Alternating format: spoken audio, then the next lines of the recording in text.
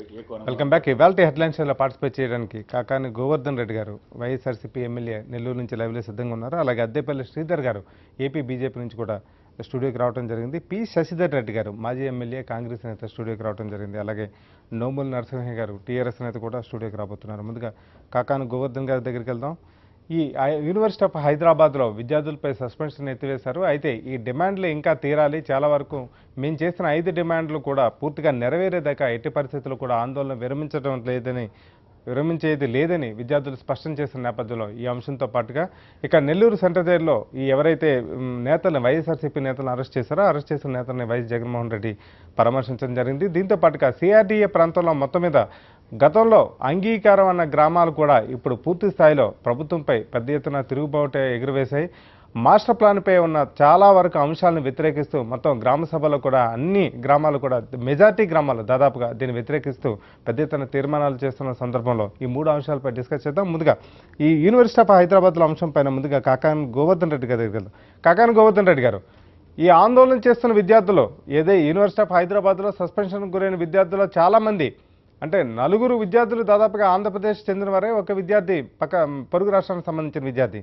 మొత్తం మీదకి తెలుగు విద్యార్థులపైన ఈ 5 తెలుగు విద్యార్థులపైన సస్పెన్షన్ వ్యవహారంలో నిన్న సస్పెన్షన్ ఎత్తివేస్తూ యూనివర్సిటీ ఆఫ్ హైదరాబాద్ తీసుకున్న నిర్ణయం సరైనదనా, లేకపోతే ఇది సరిపోతుందా, లేకపోతే ఇంకా మరిన్ని చర్యలు తీసుకోవాల్సిన అవసరం ఉందా? తప్పనిసరిగా దీని మీద పూర్తి స్థాయి విచారణ జరిపించాల్సినటువంటి అవసరం ఉంది. ఎందుకంటే విద్యార్థుల్ని తమ గుప్పిట్లో పెట్టుకోవాలనేటువంటి ఆలోచన చేసేటువంటి విధంగా ప్రవర్తించినట్టుగా దీనికి కనపడుతుంది. కాబట్టి అసలు వాస్తవాలు ఏం జరిగాయి, దీనికి బాధ్యులు ఎవరు? ఈరోజు రకరకాలైనటువంటి కథనాలు వినిపిస్తున్నటువంటి నేపథ్యంలో హడావిడిగా యూనివర్సిటీ అధికారులు వచ్చి ఈరోజు ఉన్నటువంటి సస్పెన్షన్ ఎత్తివేశామని చెప్పి ఒక డిమాండ్ని మేము పరిష్కరించేశాము, కాబట్టి మిగతావి కూడా అంచెలుగా నేను చూశాను, మిగతావి కూడా ఒక్కొక్కటిగా పరిష్కరిస్తామని చెప్పానంటే ఈరోజు ఏదో నిరసనలు చేశారు కాబట్టి వాళ్ళు ఒత్తిళ్లకు తలకు ఈరోజు మేము పరిష్కరిస్తామని ముందుకు వచ్చారు తప్ప అసలు తీసుకోవడానికి కారణాలేంది, మరణానికి దారితీసినటువంటి పరిస్థితులేంది, వీటి మీద పూర్తి స్థాయి విచారణ జరిగి బాధ్యులైనటువంటి వాళ్ళు ఎవరైతే వాళ్ళని గుర్తించి వాళ్ళ మీద చర్యలు తీసుకోకుండా ఉంటే భవిష్యత్తులో ఇటువంటి తిరిగి పునరావృతం కావు అనేటువంటి నమ్మకం ఉండదు. విద్యార్థుల్లో కూడా ఆత్మస్థైర్యం దెబ్బతినేటువంటి పరిస్థితులు ఉన్నాయి. కాబట్టి దీని మీద పూర్తి స్థాయి విచారణ జరిపిన తర్వాత ఎవరెవరు దీనిలో పాల్గొన్నారు, ఎవరెవరికి దీనికి సంబంధాలు ఉన్నాయి, ఎవరెవరి ద్వారా ఈ కమ్యూనికేషన్ అంతా నడిచింది, ఎందుకు వీసీ గారు 2 విధాలుగా 3 విధాలుగా మాట్లాడాల్సినటువంటి అవసరం వచ్చింది, వీసీ గారి మీద అక్కడే వీసీ గారిని ఉంచి ఈరోజు విచారణ జరపడం అన్నటువంటి వెనక ఉన్నటువంటి ఆంతర్యం ఏమిటి, వీటన్నిటి మీద కూడా పూర్తి స్థాయి దర్యాప్తు జరిపి బాధ్యులైనటువంటి వారిని పక్కన పెట్టి ఈరోజు ఎవరైతే దీనికి బాధ్యులుగా వ్యవహరించారని చెప్పని ప్రజలు అంటున్నారో, అక్కడ ఉన్నటువంటి విద్యార్థులు అంటున్నారో, విద్యార్థి సంఘాలు ఆరోపిస్తున్నాయో వాళ్ళందరినీ పక్కన పెట్టి దాని మీద పూర్తి స్థాయి విచారణ జరిపించాల్సినటువంటి అవసరం ఉంది. బాధ్యులైనటువంటి వాళ్ళ మీద పూర్తిగా చర్యలు తీసుకునేంత వరకు ఇది ముగిసింది అనేటువంటి మాట మాట్లాడడం సరైనటువంటి విధానం కాదని నా అభిప్రాయం. Right sir. శశిధర్ రెడ్డి గారు, ఈ యూనివర్సిటీ ఆఫ్ హైదరాబాద్లో ఎప్పటి వరకు అంటే ఈ ఉదంతం జరిగి చాలా రోజులుగా దాదాపు 6 రోజులు జరుగుతుంది. 3 రోజులుగా ఈ వేళ 3వ రోజు ఆమరణ దీక్ష చేరింది. మొత్తం మీదకి విద్యార్థులపై సస్పెన్షన్ ఎత్తివేస్తూ ఒక నిర్ణయం తీసుకున్నారు. ఈ చర్యలు సరిపోతాయని మీరు అనుకుంటున్నారా, లేకపోతే విద్యార్థుల మధ్య అక్కడ ఉన్న అధ్యాపకుల మధ్య చాలా గ్యాప్ ఉంది, ఆ గ్యాప్ను పోడ్చడానికి మరిన్ని చర్యలు తీసుకోవాల్సిన అవసరం ఉందని మీరు అంటారా? నేను కూడా గతంలో ఉస్మానియా యూనివర్సిటీ ఆర్ట్స్ కళాశాల విద్యార్థి సంఘ అధ్యక్షునిగా పనిచేసిన. ఉస్మానియా యూనివర్సిటీకి అదేవిధంగా సెంట్రల్ యూనివర్సిటీకి చాలా వ్యత్యాసం కనిపిస్తుంది. చాలా అంటే చాలా ఉందండి. అక్కడ ప్రధానంగా ఏంటంటే యూనివర్సిటీలో ఏదైతే రోహిత్ యొక్క ఆత్మహత్య జరిగిందో అది తీవ్రంగా కలిసివేసిందండి అందరికీ కూడా. అది చాలా బాధాకరమైన విషయం. ఫస్ట్ మేము దానికి పూర్తిగా కాంగ్రెస్ పార్టీ తరఫున మేము పూర్తిగా నిరసన వ్యక్తం చేస్తూ ఆ యూనివర్సిటీలో ఉన్నటువంటి వీసీ అప్పారావు గతంలో ఒక హాస్టల్ వార్డెన్, అతనిపై అనేక అవినీతి ఆరోపణలు ఉన్నాయి. అవినీతి ఆరోపణలు ఉన్నటువంటి వీసీ అప్పారావును ప్రమోషన్గా అతనికి వీసీగా తీసుకురావడం, అతను చేస్తున్నటువంటి మెతక వైఖరే ఈరోజు ఈ యొక్క ఇష్యూ జరగడానికి కారణమైందండి. ఏదైతే విద్యార్థులు అయితే డిమాండ్ చేస్తారో కేవలం 4 విద్యార్థులు సస్పెన్షన్ రివేక్ చేయడంతో సరిపోదు, పూర్తి విచారణ జరిపించాలి. అసలు బండారు దత్తాత్రేయ గారు లేఖ ఎందుకు ఇచ్చిండ్రు, మిగతా ఇతర నాయకులు ఎందుకు పోయిండ్రు అంటే యూనివర్సిటీ అంటే ఒక వ్యక్తి యొక్క స్వేచ్ఛ. ఖచ్చితంగా ఏ వ్యక్తి అయినా కూడా యూనివర్సిటీ స్థాయిలో ఒక రీసెర్చ్ స్కాలర్ మాట్లాడే హక్కు అతనికి కలదు. కానీ ఆ హక్కును ఏ విధంగా వీళ్ళు తీసుకున్నారు, అసలు ఆ కమిటీ యొక్క రిపోర్ట్ ఏంది, ఆ తర్వాత ఆ కమిటీ ఈరోజు హుటాహుటిన అంటే ఒక విద్యార్థి యొక్క ఆత్మహత్య ద్వారా ఆ స్టూడెంట్స్ రివోక్ చేయాల్సిన అవసరం ఉందా? వాళ్ళు చేస్తున్న డిమాండ్ ఎక్కడ కూడా పూర్తిగా 5 డిమాండ్లలో ఏది కూడా పూర్తి చేయాలి, సమగ్ర విచారణ జరిపించాలని కాంగ్రెస్ పార్టీ భావిస్తుంది. మేము డిమాండ్ కూడా చేస్తున్నాం. ఓకే నరసింహ గారు, ఈ యూనివర్సిటీ ఆఫ్ హైదరాబాద్కి సంబంధించి దాదాపుగా అన్ని పార్టీలు పెద్ద ఎత్తున సంఘీభావం వ్యక్తం చేస్తున్నాయి. ఇప్పటి వరకు తీసుకున్న చర్య విషయంలో పెద్దగా సంతృప్తి వ్యక్తం కావట్లేదు. అంటే ప్రభుత్వం ఏదైనా మొండి పట్టుదల పోయిందా, లేకపోతే ఈ పరిస్థితుల్లో ఏదైనా కాస్త వెనకడుగు వేస్తే మన విద్యార్థుల డిమాండ్లను తీరిస్తే లేదా మన ప్రతిష్ట పోతుంది, లేకపోతే మన అనుబంధ సంస్థల తాలూకు ప్రతిష్ట పోతుంది అని ఒక రకమైన ఇగో ఏమైనా కనిపిస్తుంది అంటారా ప్రభుత్వంలో? ప్రభుత్వము ఒక బాధ్యతాయుతమైనటువంటి పద్ధతులలో ఉండాలి. ఎవరు ప్రభుత్వం, ఏ పార్టీ ప్రభుత్వం ఉన్నా సరే. ఇక్కడ మనం గమనించాల్సింది ఏంటంటే అది చనిపోయింది ఎస్సీ పిల్లోడా అదర్ దాన్ ఎస్సీనా అనే దానికంటే సమస్యనే లేదు. చనిపోయి అప్పుడు అతను సోషల్ బైకాట్ చేసినటువంటి తీరు అత్యంత హేయమైనటువంటి చర్య. మీరు అలా అడుగు పెట్టవద్దు, రకరకాల చర్యలు పెట్టినారు. నాగరిక సమాజంలో కూడా ఇంకా సాంఘిక బహిష్కరణలు ఉన్నాయంటే అందుకోసమని నేను ఏం చెప్తున్నానంటే 2013 జూలై 1 అంతకుముందు ఒక విద్యార్థి అక్కడ ఆత్మహత్య చేసుకున్నాడు. ఆత్మహత్య చేసుకున్న సందర్భంగా హైకోర్టు కేటగిరికల్లా కొన్ని డైరెక్షన్స్ ఇచ్చింది. ఎప్పుడో కాదు, 2013లో ఇచ్చింది. ఏమని, ఎవడు యాజమాన్యమైనా వీసీ అంటే మరి వీసీ చేయకపోతే ఇంకోటి ఎలుగాడు చేస్తాడా? VC the head of the institute. ఆయన చేయాల్సింది ఏంటి, విద్యార్థుల అభిప్రాయాలను చెప్పుకునే విధంగా ఉండాలి. ఒక కమిటీ వేయమని చెప్పేసి హైకోర్టు నిర్దేశించి, ఏ నిర్ణయం తీసుకున్నా ఆ కమిటీతో మాట్లాడండి, ఆ కమిటీలో విద్యార్థులను కూడా భాగస్వామ్యం చేయండి. అది అంతేకాకుండా ఇంకోటి కూడా ఉంది మిత్రమా, ప్రతి హెడ్ ఆఫ్ ది డిపార్ట్మెంట్కు ఒక హడాక్ కమిటీ వేయండి. వేస్తే వాళ్ళ అభిప్రాయాలు వాళ్ళు చెప్పుకుంటారు. ఈరోజు 13-14 మంది ఎస్సీ ఎస్టీ ప్రొఫెసర్స్ వాళ్ళు అదనపు బాధ్యతలను తప్పుకున్నారు.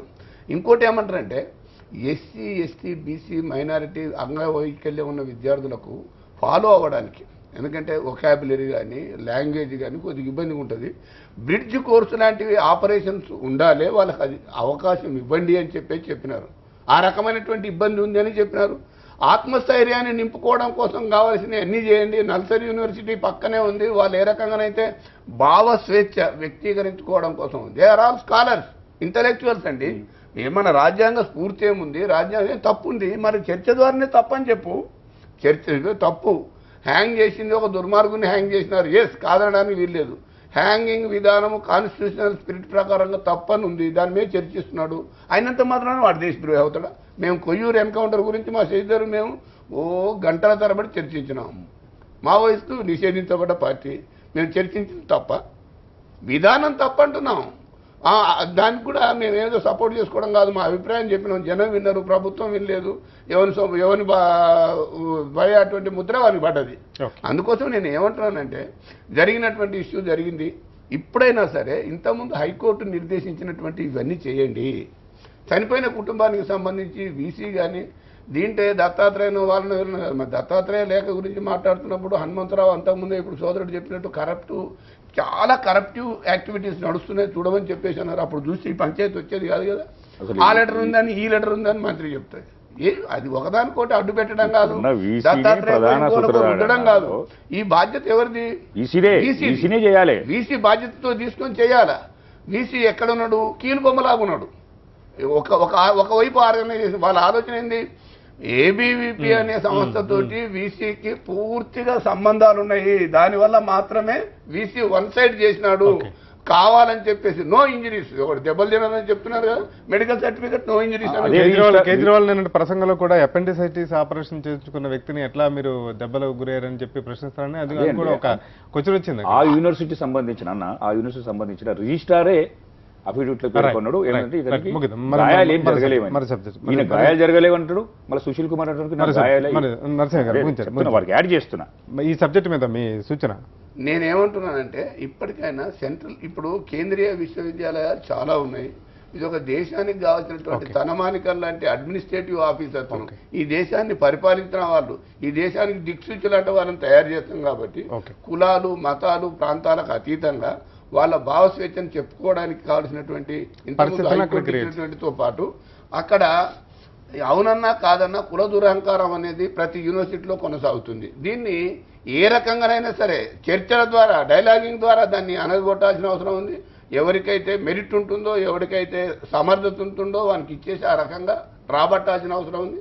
ఇప్పుడు చనిపోయిన కుటుంబానికి సంబంధించి పాపం ఆ పిల్లోడు 100% ఆ అమ్మాయి ఆ తల్లి ఎంతో కష్టపడి చదువుకుంది, ఆమెనే సాధింది, అన్ని రకాల ప్రయోజనాలు అనుకుంది. ఇది ఆ కుటుంబానికి అన్ని రకాలుగా ఆర్థికంగా ఆదుకోవడం కోసం ఉద్యోగం ఇవ్వడంతో పాటు వీటన్నిటికీ ప్రభుత్వం ముందుకు రావాలి, గవర్నమెంట్ ఆఫ్ ఇండియా.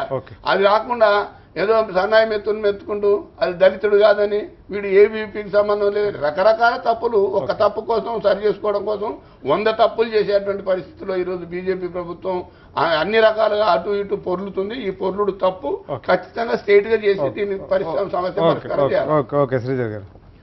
ఈ సెంట్రల్ యూనివర్సిటీ వచ్చేటప్పటికి ఏ సెంట్రల్ యూనివర్సిటీ అన్నా కూడా జనరల్లీ అక్కడ డివైడ్ అన్నది ఉంటుందండి ఎక్కువగా, అంటే మొత్తం ఆల్ ఓవర్ ఉంటుంది, దేశం నలుమూల నలుమూల నుంచి వస్తారు, ఇంటలెక్చువల్స్ ఆలోచన ధోరణి కాస్త డిఫరెంట్ గా ఉంటుంది, మధ్యించే మాట్లాడతారు కాబట్టి ఖచ్చితంగా అభిప్రాయాలు ఉంటాయి. అంటే అక్కడ ఏమేమి ఇబ్బందులు ఉన్నాయంటే మేజర్గా first north India south India feeling ఉంటుందండి. మళ్ళీ నార్త్ ఇండియాలో బీహారీ నాన్ బీహారీ ఫీలింగ్స్ ఉంటాయండి. మళ్ళీ సౌత్ ఇండియన్స్లోకి వచ్చేటప్పటికి తమిళ్ నాన్ తమిళ్. ఇప్పుడు హైదరాబాద్లో సెంట్రల్ యూనివర్సిటీ ఉన్నది కాబట్టి కొంత తెలుగు మంది స్టూడెంట్స్ ఎక్కువ మంది ఉంటారు కాబట్టి తెలుగు నాన్ తెలుగు అనే ఫీలింగ్స్. ఇవన్నీ కాకుండా మళ్ళీ ఎస్సీ ఎస్టీ మళ్ళీ అదర్స్, మళ్ళీ ఫార్వర్డ్ క్లాస్లో మళ్ళీ 2-3 రకాలు. దెన్ ఇవంతా కాకుండా ఈ సెంట్రల్ యూనివర్సిటీ స్పెసిఫిక్గా ఈ నార్త్ ఈస్టర్న్ స్టేట్స్ని చైనీస్ అంటూ ఉంటారు. అంటే ఇన్ని రకాలుగా మదన పడుతూ స్టూడెంట్స్ అక్కడ సెంట్రల్ యూనివర్సిటీలో చదువుతూ ఉంటారు. ఏదైతే టీచర్ పీపుల్ రేషియో కానీ ఏదైతే ఫెసిలిటీస్ ఇవ్వాలో యూనివర్సిటీలో కానీ వైస్ ఛాన్సలర్ క్లారిఫికేషన్ కానీ ఎలిజిబిలిటీ క్రైటీరియాస్ కానీ ఏమీ లేదండి. ఒక ప్రొఫెసర్ అయ్యి ఒక 4-5 ఏళ్ళు ఒక అడ్మినిస్ట్రేటివ్ జాబ్లో ఉంటే ఒక వైస్ ఛాన్సలర్ అయిపోవచ్చు. ఈ వైస్ ఛాన్సలర్ అపాయింట్మెంట్లో కూడా చాలామంది ఇదివరకు కూడా డిస్కషన్స్ వచ్చినాయి. గవర్నర్ గారు కానీ ప్రెసిడెంట్ ఆఫ్ ఇండియా కూడా డిస్కస్ చేశారన్నమాట. వైస్ ఛాన్సలర్కి ఒక ప్రొఫెసర్ అయ్యి 5 years ఎక్స్పీరియన్స్ ఉంటే వైస్ ఛాన్సలర్ చేయడం కాదు, హోలిస్టిక్ అడ్మినిస్ట్రేటివ్ కెపబిలిటీ ఉండాలి. ఎందుకంటే స్టూడెంట్స్ కోరుకునేవి ఆశించేవన్నీ కూడా పలు రకాలుగా ఉంటుంది. పలు రాష్ట్రాల నుంచి పలు దేశాల నుంచి కూడా వచ్చి చదువుకునే పిల్లలు ఉంటారు. అండ్ లోటుపాట్లు ఉంటే పర్సనాలిటీస్ కూడా డిఫరెంట్గా ఉంటాయి. ఇప్పుడు హెల్త్ మన డాక్టర్ గారు అన్నారన్నమాట, who belongs to Dalit. He said ఆ రోజు ఇన్సిడెంట్ జరిగినప్పుడు సుశీల్ కుమార్ నాకు ఇంటిమేట్ చేస్తుంటే నేను పర్సనల్గా వెళ్ళామంటే జూనియర్ అమ్మాయికి ఇంటిమేట్ చేశారు, అమ్మాయి నాకు సరిగా చెప్పలేదు. అంటే ఇవన్నీ కూడా లోటుపాట్లు అండి. ఇప్పుడు ఎక్కడైతే విషయం జరిగినప్పుడు కరెక్ట్గా హ్యాండిల్ చేస్తుంటే ఎవరైనా హ్యాండిల్ చేసి ఉండుంటే న్యాచురల్లీ దాని కాన్సిక్వెన్సెస్ వేరే విధంగా ఉండేది. ఈరోజు ఇప్పుడు రోహిత్ గారు ఇప్పుడు లేరు మన ముందర, ఆయన పోస్ట్లో ఏమన్నారంటే నేను పలానా నెట్ స్లెట్ పాస్ అయ్యి నేను ఎగ్జామ్ పాస్ అయినప్పుడు నేను ఒక ప్రొఫెసర్కి స్వీట్లు ఇస్తా అంటే ఒక ప్రొఫెసర్ టేబుల్ మీద పెట్టేయమన్నారు. అంటే అది వినడానికి కొంచెం ఇబ్బందికరంగా ఉంటుంది. అంటే కొంతమంది డయాబెటీస్ అయి ఉండొచ్చు, లేకపోతే అప్పుడే భోజనానికి వెళ్ళి ఉండొచ్చు, లేకపోతే వేరే కారణం అయి ఉండొచ్చు, ఆ రోజు ఏదైనా ఫాస్టింగ్ ఉండొచ్చు, ఎన్నో కారణాలు ఉండొచ్చు. బట్ ఏంటంటే స్టూడెంట్కి అన్నీ చెప్పం కదా, ఆ పక్కన పెట్టి అంటే అది తప్పుగా తను భావించాడు. అంటే ఏ విధంగా ప్రతి కోణం చూడాలి కదా. వేరే ప్రొఫెసర్ ఇంకో ప్రొఫెసర్ అన్నాడంటే ఏంటి నువ్వు పాస్ అయిపోయావా, అంటే ఒక దళితుడు అయ్యుండి లేదంటే ఒక బ్యాక్వర్డ్ క్లాస్ అబ్బాయి అయ్యి ఉండి నువ్వు పాస్ అవ్వడం ఏంటి అన్న విధంగా తీసుకున్నాడు. అంటే ఒకటి ఏమవుతుందంటే ప్రతిదీ నెగిటివ్గా తీసుకోకుండా ఉండవలసింది. బట్ ఆయనకున్న కారణాలు అక్కడ ఉన్న సిచ్యువేషన్ బట్టి సరే, అంటే ఇప్పుడు పాజిటివ్గా తీసుకోవాలా నెగిటివ్గా తీసుకున్నా పర్సన్ బట్టి ఉంటుంది, తను ఫేస్ చేసిన కాన్సిక్వెన్సెస్ బట్టి ఉంటుంది. ఇప్పుడు మనం బయట ఉన్నాం కాబట్టి మనం వేరే విధంగా ఇంటర్ప్రిటేషన్ అభిప్రాయాలు కూడా చెప్తే వీసీకి ఒక లెటర్ కూడా రాశారు. అదే ఇప్పుడు వైస్ ఛాన్సలర్కి లెటర్ రాశారంట. అక్కడ ఫెయిల్యూర్ ఆఫ్ వైస్ ఛాన్సలర్ ఇమీడియట్గా కనబడుతున్నదండి. ఇప్పుడు ఒక స్టూడెంట్ ప్రొటెస్ట్ చేస్తూ ఈ కారణాలు ఇవన్నీ సైట్ చేస్తూ నాకు ఒక థర్డ్ ఇవ్వండి నేను ఊరేసుకుంటాను లేదంటే ఇది అన్నప్పుడు ఏంటంటే అక్కడ డాక్టర్స్ రికమెండ్ చేయాలి, లేదా సైకాట్రిక్ రికమెండ్ చేయాలి, లేదంటే మళ్ళీ ఒక కమిటీ వేసి మళ్ళీ కౌన్సిలింగ్ చేయవలసిన అవసరం, లేదంటే వీసీ పర్సనల్గా. ఇప్పుడు యూనివర్సిటీలో ఏమంటే ఆయన ఒక స్టూడెంట్, ఆ తర్వాత లెక్చరర్, ప్రొఫెసర్ అయ్యి వైస్ ఛాన్సలర్ అయ్యాడు. వీళ్ళందరూ ఆయన జీవితం అంతా కూడా యూనివర్సిటీలోనే పెరిగింది, డెవలప్ అయిన వ్యక్తి. సో యూనివర్సిటీలో పిల్లలు ఎలా ఉంటారన్నది ఆయనకంటే బాగా తెలిసిన వాళ్ళు ఎవరు ఉండరు. స్టూడెంట్స్ పట్టుగా ఉంటారు. ఇప్పుడు ఏమైనా సస్పెన్షన్ కోసం వాళ్ళు ఏదైతే వాట్ ఎవర్ కామన్ ఫెసిలిటీస్ కానీ హాస్టల్ ఫెసిలిటీస్ యూస్ చేసుకోవచ్చు, క్లాసెస్ అటెండ్ అవ్వచ్చు అనేది ఒక సస్పెన్షన్ కింద ఇచ్చారు స్టూడెంట్స్కి. దాన్ని వ్యతిరేకిస్తూ వీళ్ళందరూ కూర్చున్నారు. ఇప్పుడు అది ఎత్తేసిన తర్వాత నువ్వు తప్పు చేసి ఉంటారు అంటే ప్రతిదానికి మనం క్వశ్చన్ చేయొచ్చు. ప్రతి స్టూడెంట్ కూడా ఏంటంటే ఎక్కువ మంది ఉండడం వల్ల ఏంటంటే ఇప్పుడు వైస్ ఛాన్సలర్ గారు వాళ్ళ తల్లి పలకరించడానికి వెళ్ళారు. నిన్నటి వరకు నేను అనుకున్నాను పర్సనల్గా వైస్ ఛాన్సలర్ ఏం చేస్తున్నాడు, నిద్రపోతున్నాడా, కర్టసీకి వెళ్ళి అంటే గొడవలు ఎన్ని జరిగినా కూడా గబుక్కునే చాలా డిలే అయింది, రెస్పాన్స్ అనేది ఉండాలి కదా.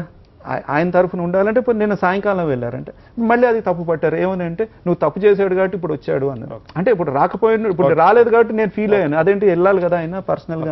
పరిస్థితులు సర్దుమనగాలంటే ఈ చర్యలు సరిపోతాయి అంటారా ఇంకా ఎక్స్ట్రా? ఖచ్చితంగా ఇప్పుడున్న సిచ్యువేషన్ లో ఏంటంటే అండి, ఇప్పుడు ప్రతి యూనివర్సిటీ ఒక రాష్ట్రంలో ఉంటుంది, జ్యూరిస్డిక్షన్ గా ఉంటారు. ఇక్కడ ఉన్న ఎవరైనా మినిస్టర్ గానీ చొరవ తీసుకుని స్టూడెంట్స్ కానీ లేదంటే ఆ కమ్యూనిటీ లీడర్స్ కానీ సమన్వయం క్రియేట్ చేసి వాళ్ళందరినీ కూర్చోపెట్టి అమ్మ మీరు సస్పెన్షన్ ఇది అయిపోయింది, రోహిత్ జరిగింది చాలా ఇబ్బందికరమైన విషయం, అందులో డౌటే లేదు. ఫర్దర్ కాన్సిక్వెన్సెస్ హైకోర్టులో కేసెస్ ఉన్నాయి. దాని తర్వాత అంటే కోర్టుని వ్యతిరేకిస్తూ ఆర్డర్ ఇవ్వలేడు కదండి వైస్ ఛాన్సలర్, అది కూడా తప్పు పడితే కొన్ని వాళ్ళకి స్టూడెంట్స్ అర్థమయ్యేటట్టు హైకోర్టుకి ఒక అఫిడవిట్ ఇవ్వచ్చు కదా, మేము తీసుకున్న చర్యలు ఇవి, విద్యార్థుల మధ్య మళ్ళీ సహృద్భావం తీసుకోవాల్సిన సహృద్భావానికి మేము చేసిన ప్రయత్నాలు ఇవి, మా ప్రయత్నాలు ఇలా చేసాం, ప్రస్తుతం ఇలా సఫలీకృతమయ్యాయి, దయచేసి మా అఫిడవిట్ ని పరిగణలోకి తీసుకోండి అని కోర్టుకి ఒక విజ్ఞాపన పత్రం అంది. చాలాసార్లు కూడా అట్లా జరుగుతుంది. ఇప్పుడు అన్ని ఉరిశిక్షను అడ్మానిజ్ చేసే అటువంటి ప్రొవిజన్స్ మనకుంటే వాడిని సోషల్ బైకాట్ చేసి రకరకాలుగా అది ఒకటి జోక్యం చేసుకోవాలండి అన్న. ఇందులో విషయం ఏంటంటే వైస్ ఛాన్సలర్ హైకోర్టును మెప్పు పొందడానికి కొరకు చేసిన చర్య ఇది. హడావుడిగా హైకోర్టు నోటీస్ ఇస్తే as we're taking this action అని ఏదో ఇమీడియట్గా వాళ్ళు సస్పెండ్ చేసి వీఆర్ సస్పెండెడ్ అని హైకోర్టుకు వివరణ ఇచ్చిండు. ఇది వైస్ ఛాన్సలర్ యొక్క పూర్తి తప్పండి. ఇందులో వైస్ ఛాన్సలర్ ఖచ్చితంగా తొలగించాలి, ఆయన బర్తరఫ్ చేయాల్సిందే ఎట్టి పరిస్థితులలో. శ్రీధర్ భాయ్, కోర్టుకు సంబంధించి కూడా అవునండి, నేను బెంచ్ అండ్ బార్ అనేది కాదు, మేము ప్రాక్టీస్ చేస్తున్నాము 30 సంవత్సరాలు ప్రాక్టీస్ చేసిన అడ్వకేట్స్కి నేను చెప్పేది ఒకటే, నా ముందున్న పేపర్ మీద ఉన్న ఇష్యూని మాత్రమే చూస్తాను. ఆ పక్కనేమైంది నేను మొన్నేం తీర్పిచ్చిననే చూస్తాం, అది సోషల్ అవేర్నెస్కు సంబంధించినటువంటి అంశము. నా ముందు పెట్టినటువంటి అంశం పలానా జరిగింది, ఈ రకంగా జరిగింది అని చెప్తున్నా, దాని మీదనే చెప్తున్నా. నువ్వు చెప్పాలి కదా. 2013 ఇచ్చినది హైకోర్టు, నేను ఇవన్నీ ఫాలో అవుతున్నాను, ఈ రకమైనటువంటి ఇబ్బంది లేకుండా చూస్తాను, వీళ్ళ సస్పెన్షన్ అంత రిగరస్ గా ఉండాల్సినటువంటి అవసరం లేదు, పనిష్మెంట్ అని చెప్పాలి కదా. అది యాజమాన్యం కదా. అంటే ఇప్పుడు మొన్న మాస్టర్ ప్లాన్ వచ్చిన తర్వాత మాస్టర్ ప్లాన్ మీద గ్రామాల వారీగా అభిప్రాయ స్వీకరణ చేసినప్పుడు ఆ రాజధాని గ్రామాల్లో ఏవైతే ఉన్నాయో ఒక మిగతా ఆ గ్రామాల్లో దాదాపు 70 నుంచి 80% గ్రామాల వరకు అసలు ఈ మాస్టర్ ప్లాన్కి మేము వ్యతిరేకం, మొదట మీరు చెప్తున్న మాటలకి ఇప్పుడు చెప్తున్న మాటలకి మధ్య చాలా వ్యత్యాసం కనిపిస్తుందని రైతులు అక్కడ ఉన్న స్థానికులు పెద్ద ఎత్తున ఆందోళన దిగుతున్న సందర్భాలు ఉన్నాయి.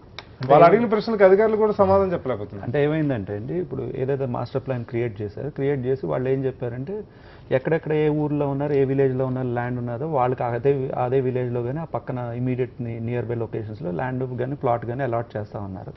సో అక్కడికి ప్రజలందరూ కూడా వాలంటరీగా వచ్చి సరెండర్ చేయడం కానీ ఇవ్వడం కానీ జరిగింది. తర్వాత ఏమైందంటే ఒక మాస్టర్ ప్లాన్ ప్రాసెస్లో జోన్స్ కింద డిక్లేర్ చేశారు.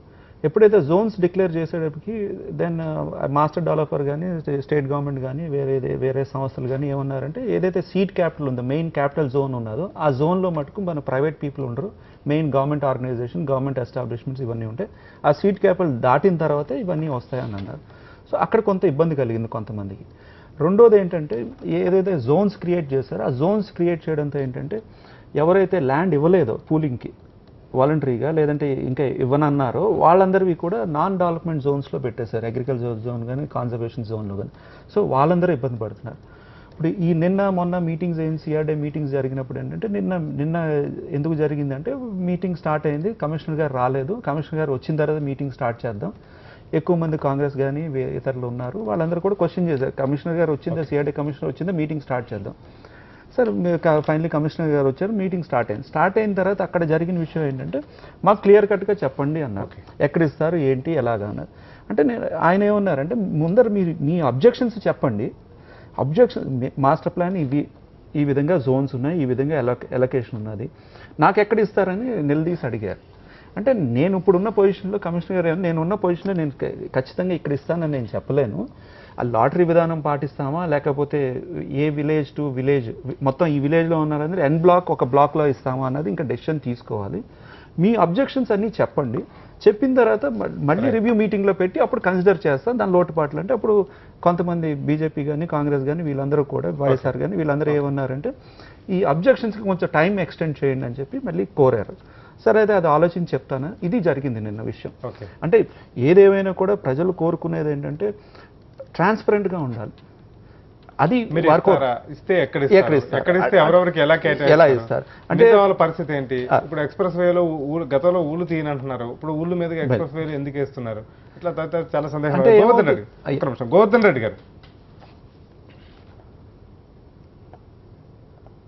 శ్రీరి గారు, మేము అనేక సందర్భాల్లో చెప్పిన విధంగా ప్రభుత్వం ఈరోజు అక్కడ ఉన్నటువంటి రైతాంగాన్ని మోసం చేస్తున్నది అనేటువంటి మాట వాస్తవం. ఎందుకు ఈ మాట చెప్తున్నామంటే, ఈరోజు ప్రభుత్వం నిన్నటి వరకు మంత్రి గారు ప్రతి ఒక్కరు చెప్పినటువంటి మాట, ఎవరైతే భూములు కోల్పోయారో వాళ్ళకి అక్కడే మేము చెప్పినటువంటి స్థలాన్ని ప్రపోర్షనేట్గా కేటాయిస్తామని చెప్పి పదే పదే చెప్పినటువంటి వ్యక్తులు ఈరోజు సీడ్ క్యాపిటల్ అక్కడ వచ్చింది కాబట్టి మేము ప్రత్యామ్నాయంగా వేరే దగ్గర ఇస్తామంటే ప్రైమ్ ప్లేసెస్ అన్ని ఈరోజు మీరు బ్లాక్ చేసుకొని, ఆ బ్లాక్ చేసుకున్న తర్వాత ఎక్కడో మీకు పనికిరాదు అనుకున్నటువంటి దాన్నో లేదా విలువ తక్కువ ఉండేటువంటి భూములను వాళ్ళకి కేటాయించడం అనేటువంటిది దుర్మార్గం అనేటువంటి విషయం. మేము మొదట్లో చెప్పినటువంటి విధంగానే ప్రభుత్వం రియల్ ఎస్టేట్ వ్యాపారం చేస్తుంది, ప్రభుత్వం రియల్ ఎస్టేట్ వ్యాపారం చేస్తుంది అనుకున్న దానికి అనుగుణంగా ఈరోజు ప్రభుత్వం రియల్ ఎస్టేట్ వ్యాపారం చేయడానికి సిద్ధపడింది. ఎన్ని సందర్భాల్లో అక్కడ మీరు భూమి సేకరించేటప్పుడు ఈ మాస్టర్ ప్లాన్ గురించి కానీ మాట్లాడకుండా, మాస్టర్ ప్లాన్ ఏమి చెప్పకుండా మీకు సంబంధించి మీరు ఎక్కడ కోరుకుంటే అక్కడ పారదర్శకంగా మేము ఇస్తామని చెప్పినారు. ఈ రోజు మీరు చూపించేటువంటి మాస్టర్ ప్లాన్ ఎప్పుడు వేయాలండి? అసలు మీరు భూములు ఎంత, మీకు అవసరం ఎంత ఉంది, ఏ విధంగా మీరు నిర్మించబోతున్నారు అనేటువంటి రూపురేఖలు లేకముందే మీరు ముందు ల్యాండ్ పూలింగ్ స్టార్ట్ చేసేసి భూములు లాగేసుకోవడం జరిగింది. ఈ రోజు మీరు తీసుకొచ్చి మాస్టర్ ప్లాన్ పెట్టి దేని మేము ఎవరోజు డెవలప్ చేస్తున్నాం కాబట్టి మేము సీడ్ క్యాపిటల్ ఉంది కాబట్టి ఇక్కడ మేము ఇవ్వలేకపోతున్నాం, పక్కన ఇస్తామని చెప్పడం అనేటువంటిది సరైనటువంటి విధానం ఎవరైనా భావించగలమా? ఈరోజు ముందుగానే మీరు మాస్టర్ ప్లాన్ తయారు చేసి, మేము చెప్పిందల్లా ఒకటే, మీరు ముందుగా మాస్టర్ ప్లాన్ తయారు చేయండి. మాస్టర్ ప్లాన్ తయారు చేసిన తర్వాత మీకు ఎంతవరకు రాజధాని నిర్మాణానికి అవసరం ఉందో, ప్రభుత్వానికి ఎంతవరకు అవసరం ఉందో అంతవరకు భూసేకరణ చేయండి, లేదా ల్యాండ్ పూలింగ్ ద్వారా తీసుకోండి. మిగతానిటన్నింటినీ మాస్టర్ ప్లాన్లో మీరు జోన్స్గా డివైడ్ చేసిన తర్వాత దానికి సంబంధించినటువంటి వ్యక్తులు మీరు ఏ జోన్కి మీరు నిర్దేశిస్తారో, మీ నియమ నిబంధనలకు అనుగుణంగా మీరు ఏ విధంగా నిర్మించాలనుకుంటున్నారో రాజధానికి దానికి అనుగుణంగా నిర్మించడానికి అవకాశం ఉండేది కదా.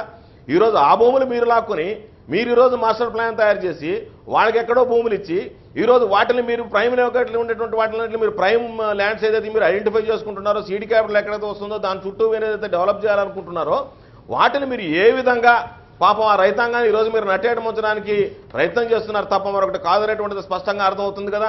ప్రభుత్వం కానీ చంద్రబాబు నాయుడు గారు కానీ దీని మీద అంచెలంచెలుగా రైతాంగాన్ని మోసం చేస్తున్నటువంటి మాట వాస్తవం.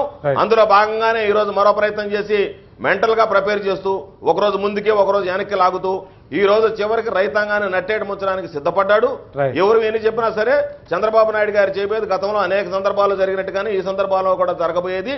వీళ్ళందరికీ కూడా పాపం విలువ తక్కువ భూములో లేదా చివరి భూములో ఏదో ఒకటి ఇచ్చి చేతులు దులుపుకునేటువంటి ప్రక్రియ ప్రభుత్వం చేయబోతుంది అనేటువంటిది అర్థమవుతుంది. రైట్ నరసింహ, ఈ రాజధానికి సంబంధించి పెద్ద ఎత్తున గొడవ జరుగుతుంది. మొదట కొన్ని మాటలు చెప్పారు, ఆ మాటలు నమ్మి రైతులు భూములు ఇచ్చారు. కానీ ఇవాళ ఆ రోజు చెప్పిన మాటలు పూర్తిగా అమల్లోకి రావట్లేదు. మేము వేసిన ప్రశ్నలకు అధికారులు సమాధానం చెప్పలేని రీతిలో ఉన్నారంటే ఇది ట్రాన్స్పరెంట్గా లేదు, పారదర్శకంగా లేదు అనే రకమైన అభిప్రాయం రైతుల నుంచి పెద్ద ఎత్తున వస్తుంది. ఎందుకంటే 29 గ్రామాల్లో అభిప్రాయ సేకరణ చేస్తే దాదాపు 18 నుంచి 20 గ్రామాల్లో పూర్తి స్థాయిలో ఇవ్వమని చెప్పారు. ఆ పై గ్రామాల్లో మిగతా 10 గ్రామాల్లో కూడా ముందు ఈ ప్రశ్నలకు సమాధానం చెప్పండి అని అడుగుతున్నారు. 100% ప్రజలు వ్యతిరేకించడాన్ని తప్పు పట్టడం కాదు. ఇక్కడ కావాల్సినటువంటిది మాస్టర్ ప్లాన్ ఉండాల్సిందే, ఎక్స్ప్రెస్ రోడ్లు వేసుకోవాలి, ఇవన్నీ ఆస్తి కోల్పోతున్న వానికి నువ్వు ఇచ్చినటువంటి అష్యూరెన్స్ ఏంది? నోటి మాటలా కాదు కదా. నోటి మాటలతోటి కడుపు నిండేదైతే ఎవడైనా మాటలు చెప్తాడు.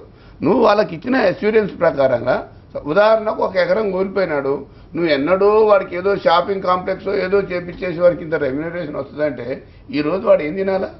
దానికి కావాల్సింది నువ్వు ఏదో హామీ ఇచ్చినావు కదా, ఆ హామీ నెరవేరాలి కదా. నువ్వు చేస్తున్నటువంటి వాడు ఎక్కడ ఆస్తి కోల్పోతున్నాడు, నువ్వు ఇచ్చేది ఎక్కడ? నీకు మొట్టమొదలు ముఖ్యమంత్రి అనేవాడు, ప్రభుత్వం అనేది ఒక అన్ని రకాలుగా ఒక బిల్లు రూపంగా ఉండాలి. ఏమి నువ్వు పునరావాసం కోసం శ్రీశైలం ప్రాజెక్ట్ ఎప్పుడో పోతే ఇంకా రోడ్ల మీద అడక తింటున్నారు భూములు పోయిన వాళ్ళు. ఏదో చంద్రబాబు నాయుడు నేను అన్ని చేస్తానంటే నమ్మాలంటే కొంత ఇబ్బంది ఉంటుంది కదా. నువ్వు మాటలకు చేతలకు చంద్రబాబు నాయుడు కానీ నోము నరసింహయ్య కానీ మనిషిగా ఎవడు శాశ్వతం కాదు.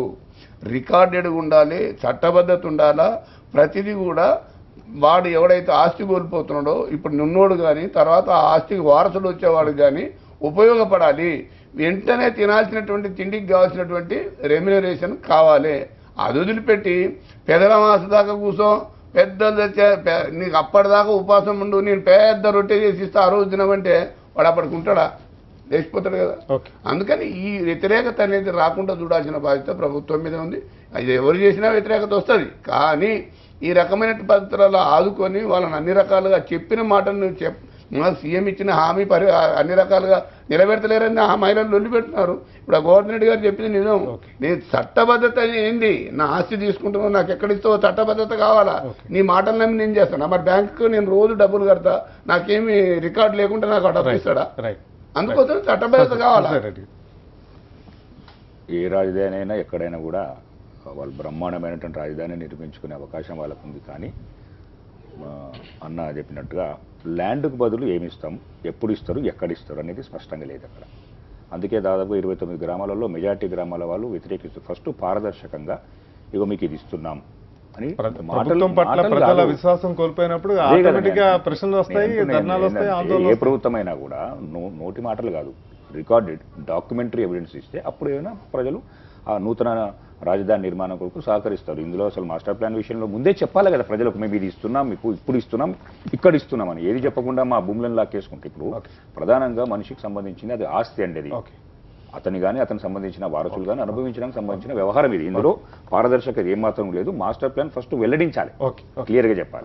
అంటే ఇప్పుడు చంద్రబాబు నాయుడు గారిని దీంట్లో తప్పు పట్టిన అవసరం లేదండి. ఇప్పుడు ఈ రోజు ఉన్న విషయం ఏంటంటే, ఏదైతే హైదరాబాద్ ఈరోజు బెనిఫిట్ పొందింది, ఆయన ప్లానింగ్ కానీ ఆయన ఫోర్థాట్ కానీ, హైటెక్ సిటీ, శ్రీధర్ గారు, చంద్రబాబు నాయుడు గారిని తప్పు పట్టాల్సిన అవసరం లేదు మీరు చెప్తున్నారు. కానీ వాస్తవంగా ఈ రాజధాని రూపకల్పన సమయంలో పెద్ద ఎత్తున మంత్రులు ఆ గ్రామాలు తిరిగి మీరు భూములు ఇవ్వండి, మీ సందేహాలు ఏముండవు, ఇది ప్లాను, ఇది పద్ధతి, మిమ్మల్ని కోటీశ్వరం చేస్తా, మట్టి పీసుకొని బతకాల్సిన అవసరం లేదు, ఇవన్నీ ఆ రోజు మాటలు చెప్పిన వాళ్ళే కదా. కానీ ఇవాళ ఆ రోజు తిరిగిన భోజనానికి కావాల్సింది ఇస్తాం, రేపే రెమ్యునరేషన్ పేరుతో కాంపెన్సేషన్ ఇస్తున్నారు. మీకు మీకు తెలుసో లేదు, ఏదైతే కాంపెన్సేషన్ కమిట్ అయ్యారు ఎకరానికి అది డిస్బర్స్మెంట్ అయిపోతున్నది. అందులో దానికి ఏమి ఇబ్బంది ఏం లేదు, ఎక్కడ ఇబ్బంది ఏం లేదు. చంద్రబాబు ఆ రోజు మాటలు చెప్పలేదా? ఈ రోజు మీరు ఆ మాటలు చెప్పలేదని చెప్పగలరా? ఏ మాటలు చెప్పండి గౌతమ్ గారు, కంప్లీట్ చేయండి మళ్ళీ ఒకసారి. ఎక్కడైతే మీరు భూమి కోల్పోతారో అక్కడే మీకు భూమి ఎక్కడైతే ఈ రోజు మరలా మీరు తీసుకొచ్చి చంద్రబాబు ప్రభుత్వం తప్పు కాదు, చంద్రబాబు తప్పు కాదు అని మాట్లాడడం సరే. చంద్రబాబు నాయుడు తప్పు కాదనండి. ఇప్పుడు ఆయన తప్పు చేయకుండా చూసే బాధ్యత మనది. ఇప్పుడు దాకా మాస్టర్ ప్లాన్ ఏదైతే మాస్టర్ ప్లాన్ వచ్చిందో సరిగ్గా లేదండి దీనికి సంబంధించి అని చెప్పి ఆ రోజు అసెంబ్లీలో మొత్తుకున్నా కూడా ఏకపక్షంగా బుల్డోజ్ చేసి ఆ యాక్ట్ ని పాస్ చేశారు చంద్రబాబు గారు ఆ రోజు.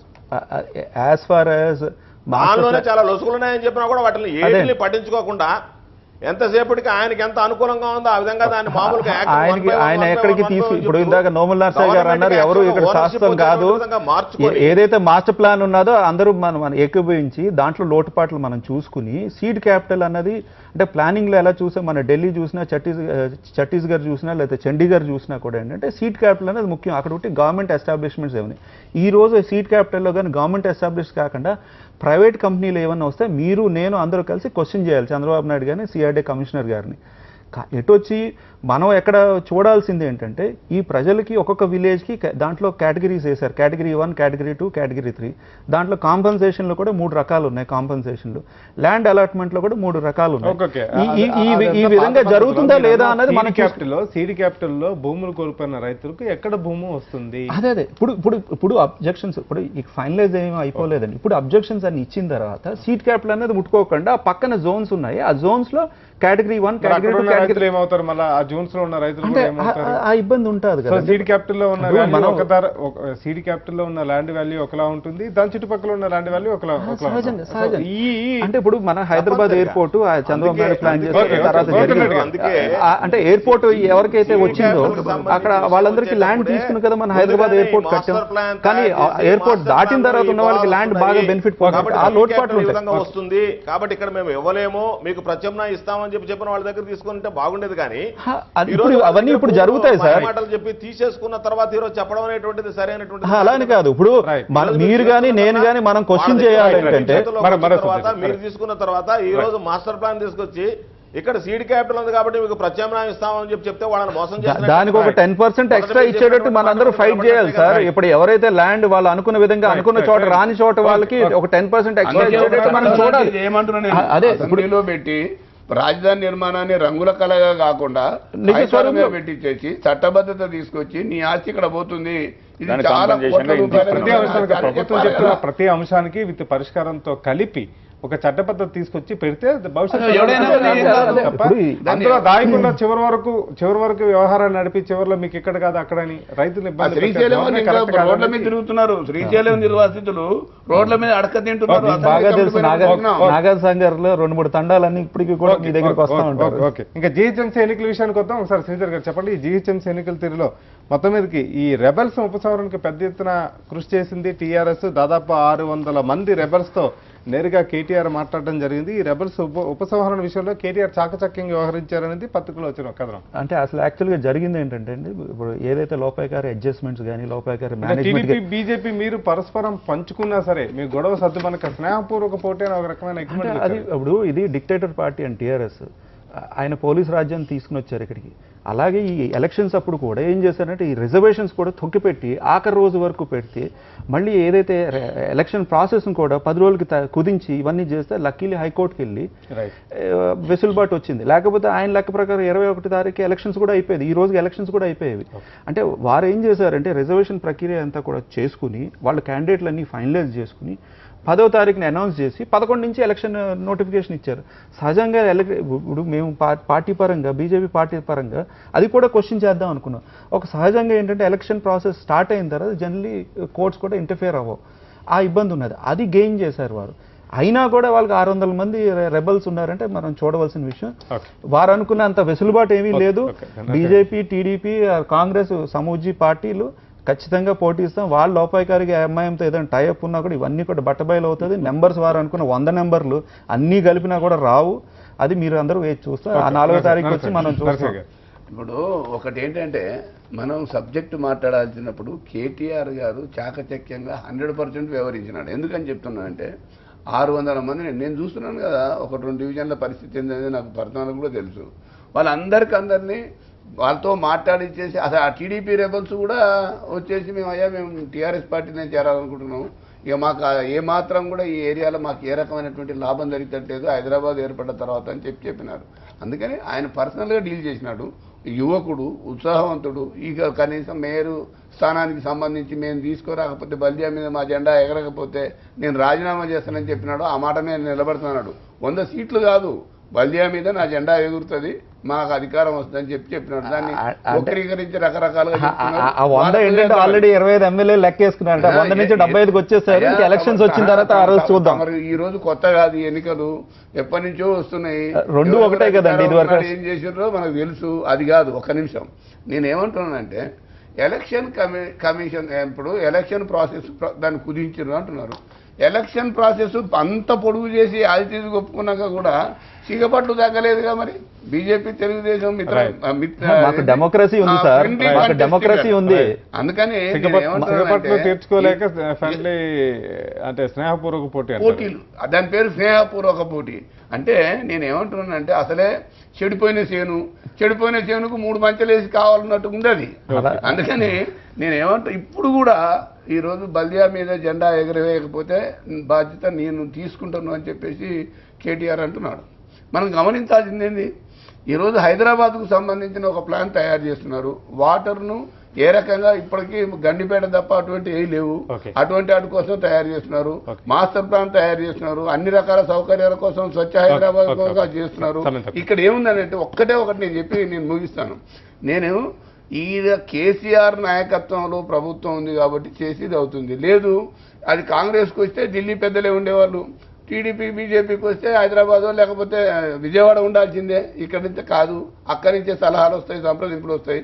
మా ప్రభుత్వం వచ్చింది, మా ముఖ్యమంత్రి, మా బల్దియా, మా సమస్యలు అన్నట్టుగా ప్రజలు ఉన్నారు, ఓటర్స్ ఉన్నారు.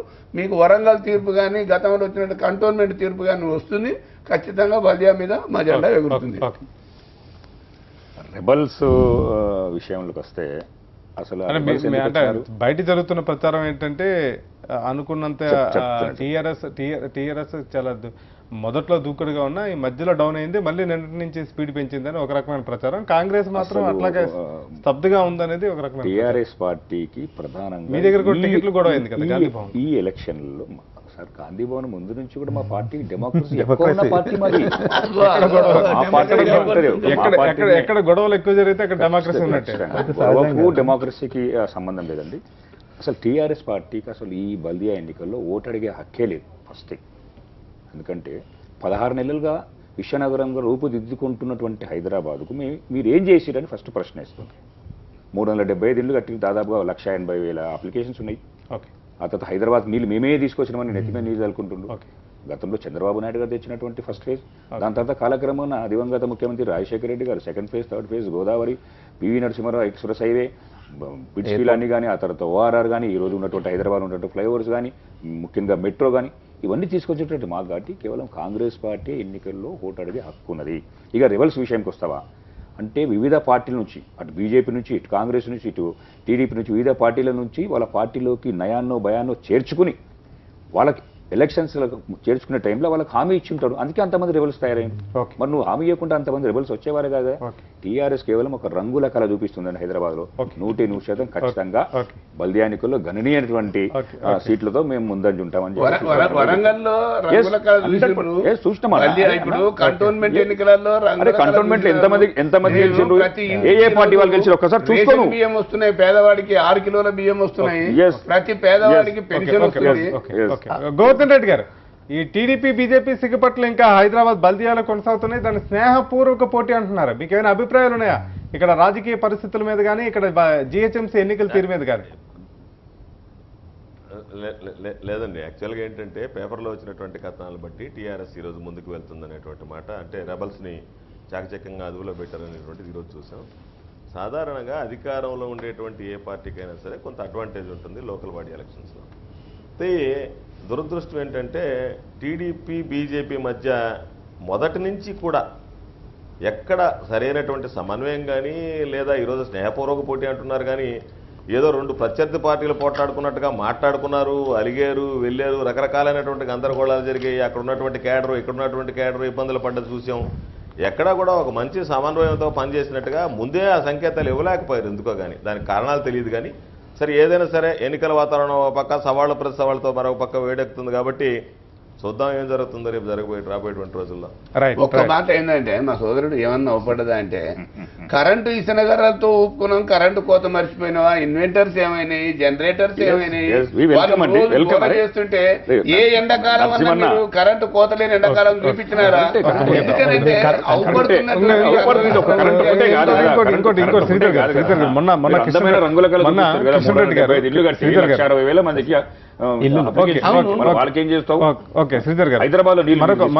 మరొక విషయం, వాళ్ళిద్దరి మధ్య పొత్తుకు సంబంధించి మరొక విషయం ఏంటంటే, కిషన్ రెడ్డి గారు ఈ మధ్య సాక్షి స్టూడియోకి వచ్చి 1 గంట పాటు ప్రజలతో మాట్లాడితే అసలు టీడీపీతో ఎందుకు కలిసి ఉంటున్నారు, ముందుగా అర్జెంట్గా ఆ పార్టీని వదిలేయంటే పెద్ద ఇతర కాలర్స్ అంటే బీజేపీ అభిమానులు ఆయనకు ఫోన్ చేసి ఒకటే మొత్తుకున్నారు. అంటే ఆ రోజు ఏమన్నారంటే కిషన్ రెడ్డి గారు కానీ లేదా ఇతర లీడర్స్ కానీ ఏంటంటే, జాతీయ దృక్పథంతో నేషనల్ పాలసీ ఉన్నది కాబట్టి వీ నీడ్ టు కంటిన్యూ. స్థానిక సంస్థల ఎన్నికలను కూడా జాతీయ దృక్పథంతో చూడాలని మీ అడుగుతున్న ప్రశ్న కావు, జనం అడుగుతున్న ప్రశ్న. జనంలో ఇప్పుడు ఈ రోజు కూడా మీరు చూస్తున్నారు అంటే హెల్దీ కాంపిటీషన్ అనేది ఇంపార్టెంట్ అండి. ఇప్పుడు ఎవరన్నా హెల్దీ కాంపిటీషన్ ఏదో టీడీపీ బీజేపీ పోటీ ఎవరన్నా 10 వార్డులో జరుగుతున్నాయి అంటే, ఎందుకంటే వాళ్ళిద్దరు సమూజ్యం అనుకుంటున్నారు. లేకపోతే ఒకడు ఓడిపోయిన ఖచ్చితంగా నువ్వు అన్నా నువ్వు పోటీ చేయి నేను తప్పుకున్నాను అంటే, ఈ రోజున్న రాజకీయ పరిస్థితుల్లో ఖచ్చితంగా టీఆర్ఎస్ అప్పర్ హ్యాండ్ రాదు, అందులో డిసైడెడ్. ఏ విధంగా ఏ పార్టీలు ఎలాగ వస్తాయో మనం వేచి చూడాలి. రైట్. ఇది వాళ్ళ హెడ్లైన్స్ లో పార్టిసిపేట్ చేసిన కాకాని గోవర్ధన్ రెడ్డి గారికి, అలాగే అద్దెపల్లి శ్రీధర్ గారికి, అలాగే శశిధర్ రెడ్డి గారికి, నోమల నరసింహారెడ్డి గారికి ధన్యవాదాలు. రేపు సోమవారం నాటి హెడ్లైన్స్ లో మళ్ళీ కలుసుకుందాం. సైనింగ్ ఆఫీసర్ గారు.